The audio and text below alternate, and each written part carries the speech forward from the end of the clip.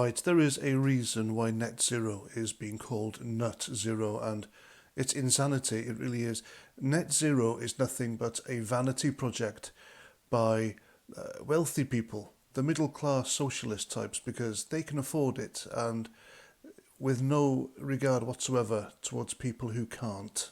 Because net zero is expensive. And pretty soon, I think, every company and organisation in the UK, if not the West, they'll have to partake in this insanity, while at the same time advertising to people to show that they are, oh, look at us, how woke and environmentally friendly we are.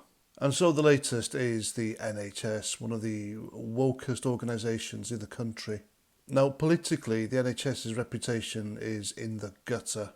The way they treated terminally ill and seriously ill people, patients during the plague, and promoted the jab, I think, it's a disgrace. We were all told to stand on our doorsteps every week and clap our hands like seals and bang pots and pans to show our appreciation. And if you didn't, well, you were ostracised, weren't you? And not only that, the NHS is infested with Labour voting activists. And of course, let's not forget about the TikTok videos. They were made at a time when they told us hospitals were full and they were rushed off their feet busy with stress, while at the same time making these TikTok dance videos. Now, the latest crazy idea by the NHS is electric ambulances. Now, normal ambulances, which they have now, using fossil fuel, they can cover around 800 miles a day, and the time it takes to fuel up is a few minutes.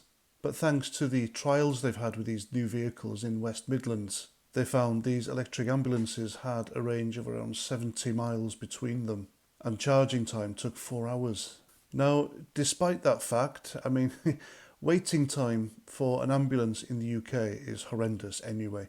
People have died waiting for them. Now, can you imagine waiting for an electric ambulance? I mean, I'm telling you now, this is going to cost more lives. And I'm not blaming the paramedics here or the ambulance crew, but they do an already incredibly hard job.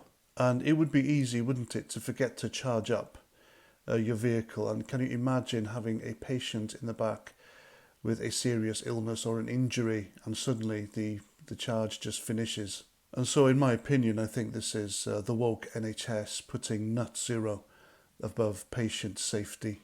They're partaking in this vanity project so they can impress the likes of Greta Thunberg and other climate alarmist zealots, and to hell with the patients who need them. I mean, hardworking people here in the UK, we pay for the NHS through our national insurance, and we're being treated like crap by them. I mean, these vehicles, they cost £150,000 each. And that's not the end of it either. The NHS is set to spend £3 million a year on a team of 48 people to make the ambulance service more environmentally friendly. So it's a non-job, which the NHS is going to waste even more public money on. Now, we all know the NHS is on its knees, it's overstretched, and it's wasting money on diversity, equity, inclusion nonsense. But I think this is an even bigger scandal, because it's been revealed that other plans include a so-called evergreen assessment for medicines and climate-friendly pain relief for mothers in labour. And they also want to get GPs to visit patients' homes using e-bikes rather than cars. Oh my God.